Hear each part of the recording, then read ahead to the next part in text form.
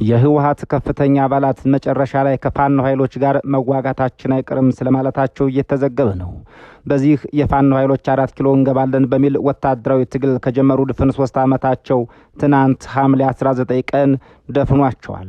በዚያ ህወሓት የጠቅላይ ሚኒስትር አብይ አህመድን መንግስት ጥዬ ወደ ተመለስኩበት መንበር እመለሳለሁ በሚል ጦርነት ገጥመው ተሸናንፈዋል።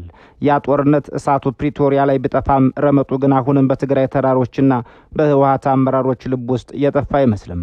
የጠላት ወዳጅ ነው በሚል የቆየ የፖለቲካ ሐሳብ የፋኖ ህወሓት የጋራ ግንባር ፈጥረው ማዕከላዊ መንግስቱን ሊጥሉ ነው በሚባልበት በዚህ ወቅት የህወሓት አመራሮች በተለይም ሞንጆሪኖ ተናግረዋለች የተባለው ነጥብ ለዓለምም ለኢትዮጵያም አዲስ አይደለም።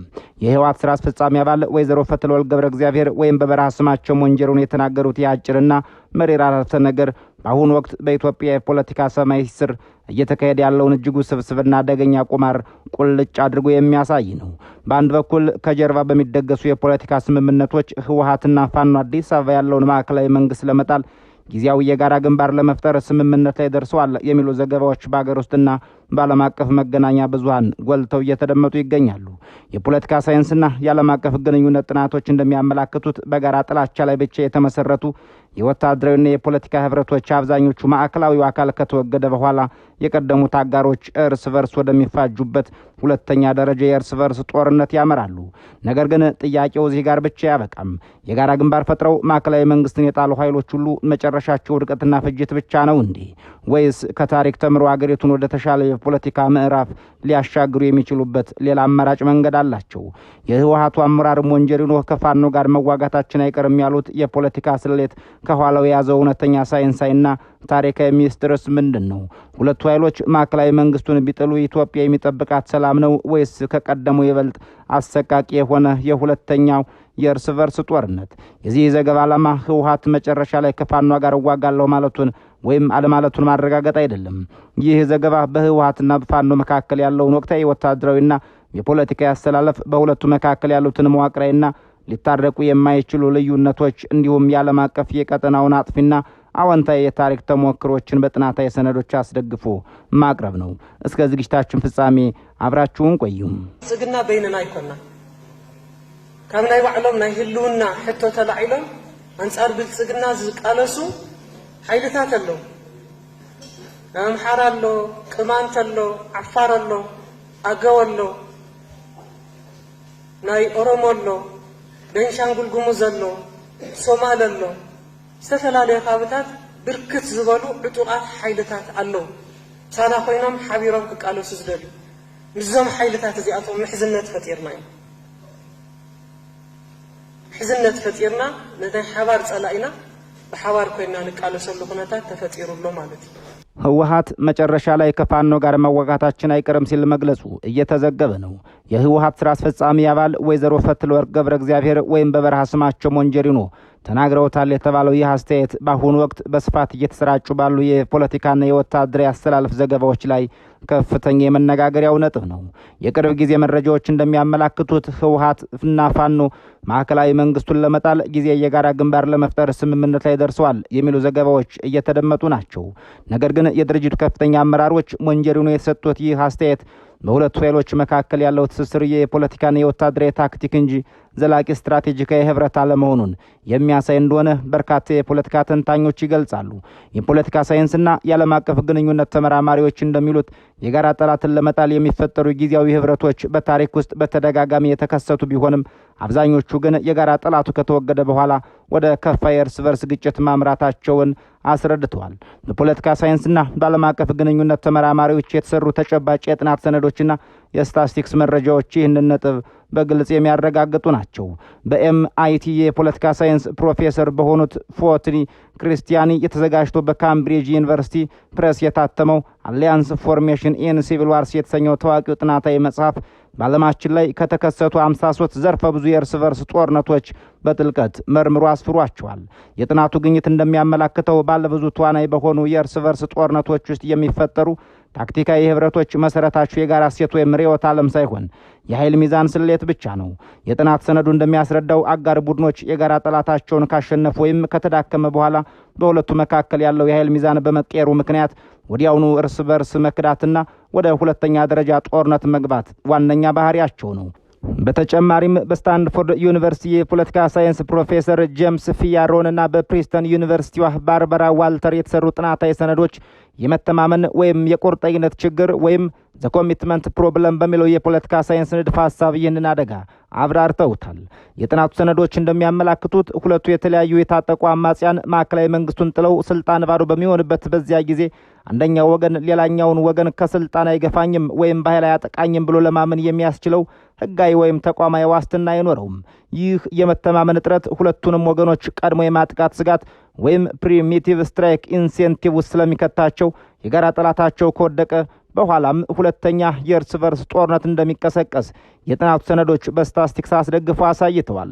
ከኦፕላሳ ግጭት መረጃ ፕሮግራም ወይም USDP የተወሰዱ የሁለተኛ ደረጃ መረጃዎችና የካሊፎርኒያ ዩኒቨርሲቲ ካይ ቴለር ዌን ሬቤል ዌን በሚለው አዲስ ጥናታቸው ያረጋገጡት መረጃ እንደሚጠቁመው ደግሞ ከሁለተኛው የዓለም ጦርነት ወዲህ በታዩትና በአማጽያን ስብስብ የተካሄዱ የእርስ በርስ ጦርነቶች ውስጥ አስቀድሞ በይፋ ስምምነት ያልተቋጨና ተቋማዊ ስልጣን ክፍፍል ያልተደረገባቸው የወታደራዊ ጥምረቶች ከ70 በመቶ በላይ የሚሆኑት ማዕከላዊ አካል ከተወገደ ከ1 ወር እስከ 24 ወራት ባለው ጊዜ ውስጥ ብቻ በአጋሮች መካከል ወደ አዲስና ከባድ ጦርነቶች አምርተዋል።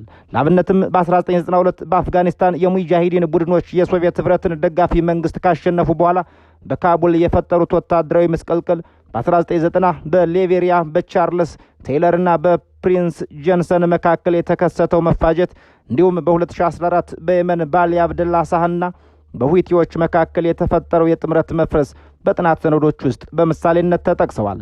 እነዚህ ሁሉ ተጨባጭ የጥናት ሰነዶችና የምርምር ግኝቶች እንደሚያረጋግጡት የጋራ ጠላትን ለመጣል በሚደረግ ጊዜ የፖለቲካና ወታደራዊ ህብረት አስቀድሞ ግልጽ የሆነ ስትራቴጂካዊና ተቋማዊ መፍትሄ ከሌለው ማዕከላዊው አካል በወደቀ ማግስት የቀደሙት አጋሮች ወደ ከፋ የእርስ በርስ ፍጅት ማምራታቸው በታሪክና በጥናት የተረጋገጠ ሳይንሳዊ እውነታ ነው። በጨዋታ ህግ ቲዎሪ ወይም ጌም ቲዎሪ ሲሌት መሰረት ሁለት የተቃረኑ ኃይሎች በሶስተኛ የበላይ ኃይል ላይ ግንባር የሚፈጥሩት ያንን ሶስተኛ አካል በብቸኝነት ማስወገድ ስለማይችሉ ነው። ነገር ግን ሶስተኛው አካል ከተወገደ በኋላ ያለው የፖለቲካ ምህዳር ወዲያውኑ ወደ ዜሮ ድምር ጨዋታ እንደሚቀየርና አንደኛው ወገን የሌላኛውን የበላይነት እንደ ህልውና ስጋት አድርጎ ስለሚቆጥረው ግጭት መከሰቱ አይቀሬ እንደሚሆን ጥራቶቹ አስረድተዋል። ይህንን የፖለቲካ ሳይንስ ስሌት የሚያጠናክሩ አያሌ ቀጠናዊና ዓለም አቀፋዊ የታሪካዊ ተሞክሮዎችም አቃም አይደሉም። በሱዳን በ2011 ዓ.ም የጀኔራል አብደል ፈታህ አልቡርሃንን መንግስት ጦርና በጀኔራል መሐመድ ሐምዳን ደጋሎ የሚመራው ፈጣን ደጋፊ ኃይል የኡመር አልበሽርን መንግስት ለመጣል ተባብረው ሰርተዋል። ሁለቱ ወታደራዊ ኃይሎች በሽርን ከስልጣን ካስወገዱ በኋላ የሲቪል ሽግግር መንግስቱን በጋራ ቢገለብጡም ከዚያ በኋላ ግን በሰራዊቱ ውህደትና በስልጣን ክፍፍል ላይ መስማማት ባለመቻላቸው በ2015 ዓ.ም ወደ አሰቃቂ የእርስ በርስ ጦርነት አምርተዋል። ይህ ግጭት ሱዳን ለከፍተኛ ሰብአዊ ቀውስና ለመሰረተ ልማት ውድመቶች ዳርጓታል። በተመሳሳይ መልኩ በ1983 ዓ.ም በኢትዮጵያ የነበረው ሁኔታ መመልከት ለዚህ ታሪክ ሁነኛ ማሳያ ነው። ህወሓትና የኤርትራው ህዝባዊ ግንባር ሀቦ ኤርትራ ወይም ሻዕቢያ የደርግን ስርዓት ለማስወገድ ወታደራዊ ህብረት ፈጥረው ታግለዋል። ደርግ ከተወገደ በኋላ ሁለቱ ድርጅቶች አዲስ አበባና አስመራ ላይ ስልጣን ቢይዙም ያልተፈቱ የወሰን የኢኮኖሚና የፖለቲካ ውዝግቦች በመኖራቸው ምክንያት ከ7 ዓመታት በኋላ በ1990 ዓመተ ምህረት ወደ ደም አፋሳሹ የባድመ ጦርነት አምርተዋል። ዓለም አቀፍ ተሞክሮችም እንዲህ ላለው ፖለቲካዊ ጋብቻ ተመሳሳይ ታሪክ አላቸው። በየመን የቀድሞ ፕሬዝዳንት አሊ አብደላህ ሳላህ ከሁቲ አማጽያን ጋር በመተባበር የማዕከላዊ መንግስቱን ኃይል ከሰነ አባረሩ። ነገር ግን የጋራ ጠላታቸው ከተወገደ በኋላ በነበረው የስልጣን ሽሚያ ምክንያት በሁለቱ አጋሮች መካከል በተነሳ ግጭት አሊ አብደላህ ሳላህ በሁቲዎች ተገደሉ። የመንም ወደ ከፋ ሀገራዊ ቀውስ ገባች። በአፍጋኒስታን የሶቪየት ህብረት ሰራዊት ለማስወገድ ተባብረው የነበሩት የሙጃሂዲኖች ቡድኖች ሶቪየት ህብረት እንደወጣች ካቡልን ለመቆጣጠር እርስ በርስ መፋጀታቸው የታሪክ መዝገቦች ያሳያሉ። ወደ ህወሓቶችና ፋኖ ጉዳይ ስንመለስ የህወሓት ስራ አስፈጻሚ አባል ሞንጆሪኖ ከፋኖ ጋር መዋጋታችን አይቀርም ማለታቸው በሁለቱ አካላት መካከል ያሉትን መሰረታዊ የፖለቲካና የርዕዮተ ዓለም ልዩነቶች ያገናዘበ እንደሆነ ተንታኞች ይገልጻሉ። ህወሓት የብሔር ፌዴራሊዝምን የአንቀጽ 39ን እስከ መገንጠል የሚደርስ መብትን የትግራይ ክልል ራስ ገዝነት የሚያስቀድም ድርጅት ሲሆን ፋኖ በበኩሉ የአማራን ህዝብ ህልውና ማስከበርን፣ የኢትዮጵያን ሀገራዊ አንድነት መጠበቅና የብሔር ፖለቲካ መዋቅርን የሚቃወም ዓላማ አድርጎ እንደሚንቀሳቀስ ይገለጻል። ከዚህም በተጨማሪ የወልቃይት ጠገዴ፣ የጠለምትና የራያ አካባቢዎች የወሰን ጥያቄ በሁለቱ ኃይሎች መካከል ሊታረቅ የማይችል አወዛጋቢ ነጥብ ሆኖ ይገኛል።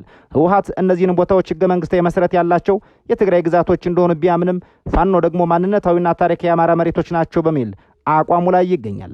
ስለሆነም ሁለቱ ኃይሎች ማዕከላዊ መንግስቱን ለመጣል በጊዜያዊነት ቢተባበሩ እንኳን ማዕከላዊ መንግስቱ ቢወድቅ በሚፈጠረው የፖለቲካ ባዶነት ምክንያት በእነዚህ አወዛጋቢ ቦታዎችና በማዕከላዊ ስልጣን ቁጥጥር ላይ ግጭት መከሰቱ አይቀሬ እንደሆነ የሚገመት ፖለቲካዊ ግምት ነው። በፖለቲካ ሳይንስ ጥናቶች መሰረት በሁለት አማጽያን ቡድኖች መካከል የሚደረግ ጊዜያዊ ህብረት የሚፈርሰው በመካከላቸው ባለው የመተማመን እጥረት ወይም ኮሚትመንት ኦፍ ፕሮብለም ምክንያት ሲሆን አንደኛው ወገን ስልጣን ከያዘ በኋላ ሌላኛውን ጥቅም አያከብርም የሚል ስጋት ስላለ ማዕከላዊው ኃይል እንደወደቀ ሁለቱም ወገኖች ቀድመው እርምጃ ለመውሰድ እንደሚሞክሩ ይተነትናል።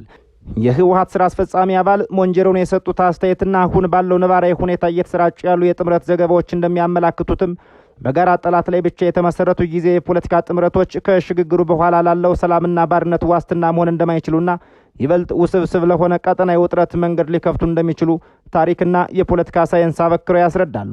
እንዲያም ቢሆን በፖለቲካ ሳይንስና በዓለም አቀፍ ግንኙነት ጥናቶች ውስጥ የተቃዋሚ ወይም የአማጽያን ስብስብ የጋራ ግንባር ፈጥረው ማዕከላዊ መንግስት ካወረዱ በኋላ ሀገርን ወደ ተሻለ ሰላም፣ ተቋማዊ ግንባትና ኢኮኖሚያዊ እድገት ያሸጋገሩባቸው አዎንታዊ አገራዊና ዓለም አቀፋዊ የታሪክ ተሞክሮዎችም አቃም አይደሉም። የፖለቲካ ሳይንስ ተመራማሪዎች እንዲሉት አንድ የጋራ ግንባር ማዕከላዊ መንግስቱን ከጣለ በኋላ ወደ እርስ በርስ ፍጅት ሳይገባ ስኬታማ ሀገር ግንባታ ላይ ሊያተኩር የቻለው በተወሰኑ መሰረታዊ ሁኔታዎች ምክንያት ነው። የመጀመሪያውና ዋነኛው ምክንያት አጋሮቹ ድል ከማስመዘገባቸው በፊት ግልጽ፣ አሳታፊና ተቋማዊ የሆነ የስልጣን የሀብት ክፍፍል ስምምነት ወይም ፕሪ-ቪክቶሪ ፓወር ሼሪንግ ፓክት ማድረግ ሲችሉ ነው። ሁለተኛው ደግሞ ወታደራዊ ስልታቸውን በፍጥነት ወደ ሲቪል ፖለቲካዊ ድርጅት በመቀየር ዲሞክራሲያዊ ውድድር ውስጥ መግባት ሲችሉ እንደሆነ የዘርፉ ጥናቶች ያሳያሉ። ለዚህ አዎንታዊ ተሞክሮ በዓለም ታሪክ ውስጥ ከተጠቀሱት ታላላቅ ማጣቀሻዎች አንዱ የኤል ሳልቫዶር ታሪክ ነው። በ1980ዎቹ የኤል ሳልቫዶር 5 የተለያየ ርዕዮተ ዓለምና አደረጃጀት የነበራቸው አማጺ ቡድኖች ኤፍኤምኤልኤን የተሰኘ የጋራ ግንባር ፈጠሩ። እነዚህ 5 የነበሩ ድርጅቶች አገሪቱን ይገዛ የነበረውን አምባገነን ወታደራዊ መንግስት ከተፋለሙ በኋላ በ1992 ዓመተ ምህረት የቻፑልቴፔክ የሰላም ስምምነት ተፈራረሙ። ድል ከቀናቸው በኋላ እርስ በርስ ወደ መፋጀት ከመግባት ይልቅ ወታደራዊ ክንፋቸውን በትግሉ ማግስት ፈተው ወደ አንድ ወጥ ህጋዊ የፖለቲካ ፓርቲ ተቀየሩ። በህጋዊ ሰላማዊ መንገድ በምርጫ በመወዳደርም አገሪቱን ለበርካታ 10 ዓመታት በሰላም መምራት ችለዋል። ይህም አማጽያን በጋራ ቆመው ሀገር ማረጋጋት የሚችሉ ትልቅ ማሳያ ተደርጎ የሚጠቀስ ነው። ሌላው በቀጠናችንና በአፍሪካ አህጉር ትልቅ ምሳሌ ሆኖ የሚጠቀሰው የደቡብ አፍሪካው የሶስትዮሽ ጥምረት ወይም ትሪፕል አሊያንስ ነው። የአፍሪካ ብሔራዊ ኮንግረስ ኤኤንሲ፣ የደቡብ አፍሪካ ኮሚኒስት ፓርቲ ኤስኤሲፒ እና የሰራተኞች ማህበራት ኮንግረስ ሲኦኤስኤቲዩ ፍጹም የተለያየ የፖለቲካና የኢኮኖሚ አቋም ነበራቸው። ነገር ግን አፓርታይድን ለማስወገድ በአንድ የጋራ ግንባር ተሰለፉ። የአፓርታይድ ስርዓት ሲወድቅ በኃይል እርስ በርስ ከመጣላት ይልቅ በ1994 ዓመተ ምህረት አዲስና አሳታፊ ህገ መንግስት በመቅረጽ አገሪቱን ከዘረኝነት አውጥተው ወደ አህጉሩ ግዙፍ የኢኮኖሚና ሰላማዊ ዲሞክራሲያዊነት አሸጋግሯት። በተመሳሳይ መልኩ በ2011 ዓመተ ምህረት በቱኒዚያ የተከሰተውን የያዝሚን አብዮት መመልከት ይቻላል። የእስልምና ቀንቃኙ አልነህዲ ፓርቲ ሴኩላር ወይም ዓለም አቀፋዊ የፖለቲካ ኃይሎችና የሰራተኞች ማህበራት ተባብረው አምባገነኑን የቤን አሊ መንግስት አሉት። እንደ ሊቢያና ሶሪያ ወደ እርስ በርስ ጦርነት ከመግባት ይልቅ የብሔራዊ ውይይት አራትዮሽ ወይም ናሽናል ዲያሎግ ኳርተር በመመስረት የጋራ የሽግግር መንግስት ፈጠሩ። ይህ አሳታፊ የጋራ ስራ አገሪቱን ከብተና ያዳናት ሲሆን ቡድኖቹም በ2015 ዓመተ ምህረት የኖቤል የሰላም ሽልማትን ማሸነፍ ችለዋል። በታሪክ ወደ ኋላ መለስ ብለን ስንመለከት ደግሞ የአሜሪካ የነጻነት ጦርነት ሌላው ትልቅ ማጣቀሻ ነው። በ1770ዎቹ 13 የተለያዩ ክፍለ ሀገራትና ሚሊሻዎች ፍጹም የተለያየ የኢኮኖሚና የማህበራዊ መዋቅር የነበራቸው ቢሆንም የብሪታንያን ቀኝ ግዛት ለመጣል በጋራ ቆሙ። የብሪታንያ ኃይል ከተወገደ በኋላ በመካከላቸው ከፍተኛ ውዝግብ ቢፈጠርም በ1787 ዓመተ ምህረት በፊላደልፊያ ጉባኤ የጋራ ህገ መንግስታዊ ድርድር በማድረግና የፌዴራል ስርዓት በመዘርጋት ዛሬ የምናያትን ግዙፍና የበለጸገች አሜሪካን መገንባት ችለዋል። እነዚህ አዎንታዊና የታሪክ አጋጣሚዎች እንደሚያስረዱት የጋራ ግንባር ፈጥረው ማዕከላዊ መንግስትን የሚጥሉ ኃይሎች ከጦርነቱ በፊት ግልጽ የፖለቲካ ማዕቀፍ ካላቸው፣ የሲቪል ተቋማትን የሚያከብሩ ከሆነና የህዝብን ፍላጎት የሚያስቀድሙ ከሆነም ማዕከላዊ መንግስቱ ከወደቀ በኋላም ቢሆን አገርን ማረጋጋት፣ ሰላምን ማስፈንና ልማትን ማምጣት እንደሚችሉ ታሪክና የፖለቲካ ሳይንስ አያሌ ማስረጃዎችን ያቀርባሉ በሚል እንሰናበታለን። የእኛን በዚያ በቃን። የእናንተን ጻፉልን። ሰናይ ጊዜ እየተመኘን በዚሁ ተሰናብተናል።